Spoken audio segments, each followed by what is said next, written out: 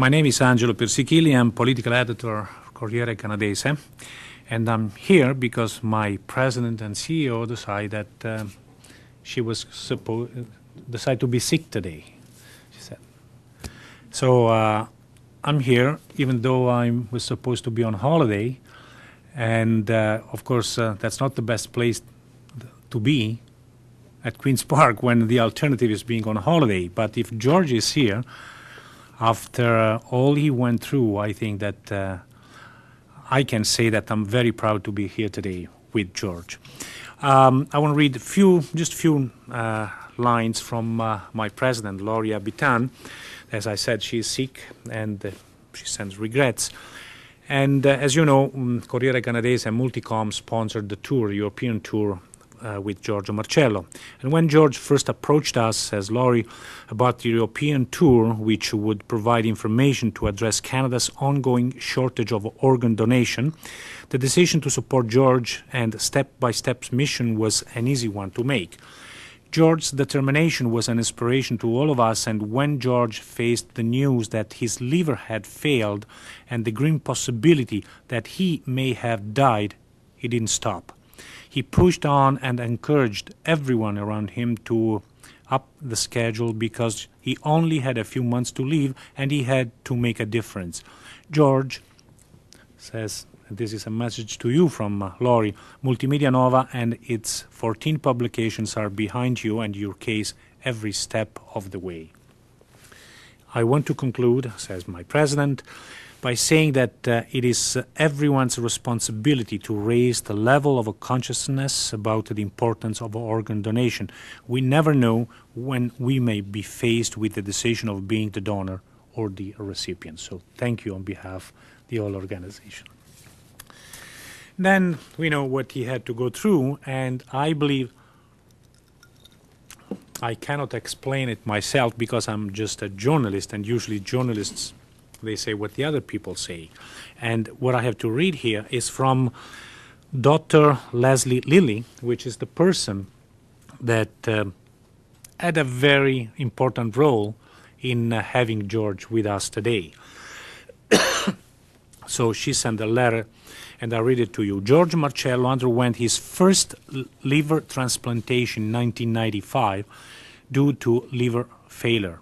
His recovery was good, and he enjoyed excellent liver function and a normal quality of life for almost a decade after surgery. While in Europe earlier this year, George developed a serious infection requiring urgent hospitalization. And thrombosis or blockage or the artery supplying blood to his liver was diagnosed. This potentially life-threatening complication develops in approximately 4% of all patients undergoing liver transplantation, and most of the time results in loss of the organ and the need for urgent retransplantation. Due to rapidly worsening liver failure, George was placed on a liver transplant waiting list. He was extremely fortunate to receive a second liver transplant before his condition became terminal. This was particularly remarkable in light of the shortage of donated organs and the fact that close to 20% of patients of the Toronto General Hospital liver transplant list die before an organ becomes available. George's post-operative course was smooth, and he was discharged from hospital about a week after surgery and is now recovering at home. He's lying because George is here. His transplant physicians and surgeons expect him to achieve a full recovery, and we at Toronto General Hospital extend to George our warmest wishes and best regards. And of course we join that too. And what you go through, he's changing his liver like we change a spare tire. And that's a hope for us that proves that things can be done. But I said too much, and I think that you want to hear from George. Please. Thank you very much, Angelo. First of all, ladies and gentlemen of the press, thank you for attending this press conference this morning. I also want to acknowledge my family and friends that are here today, and they have been just a great source of great support for me throughout this whole thing, and without them, I couldn't have done it. So thank you, guys. In late May of this year, we held a press conference in this room to talk about the European tour and the purpose for the tour and the overall strategy on how to help and improve the rate of organ and tissue donations in Canada. I want to take a moment right now to review that press conference and then move on to what happened up until today and some of the plans that we're having in the future concerning this. We at Step by Step have developed a new project this year, and it is called SOS4000.com. The 4,000 represents the number of Canadians that are presently waiting for organ transplants. The first step in this project was to organize a 5-country European tour. It consisted of a full itinerary of visiting and interviewing organ and tissue officials, staff, doctors, surgeons in the following cities: Rome, London, Madrid, Paris, and Vienna. As well, our mission was to gather information which came in different forms: CDs, videos, books, documents. The countries I mentioned all have successful rates of organ donations.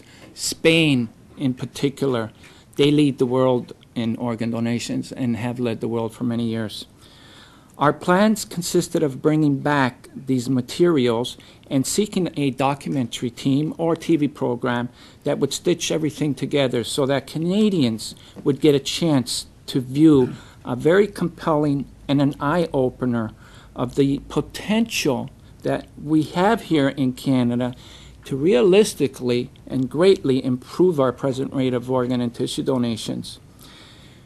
We would then follow up in the next step. We would hope that Canadians would find a desire to strongly respond to this very important issue.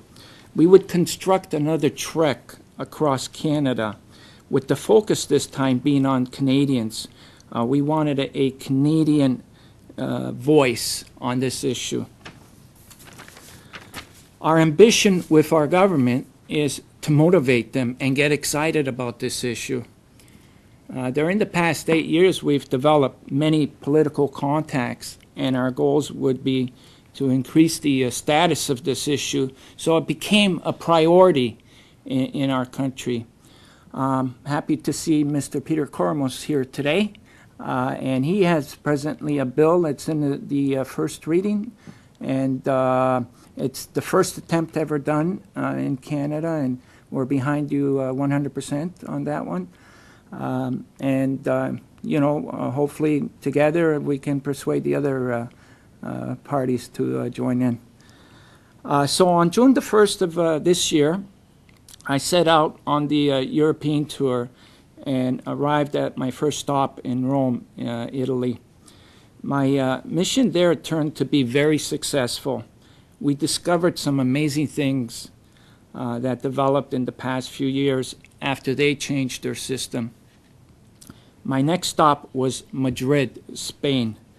I spent most of my time with my host, ONT. This is the organization that's responsible for all activities concerning organ donations and practically everything else. Their building is located on a beautiful complex in the northern part of Madrid in the Ministry of Health buildings.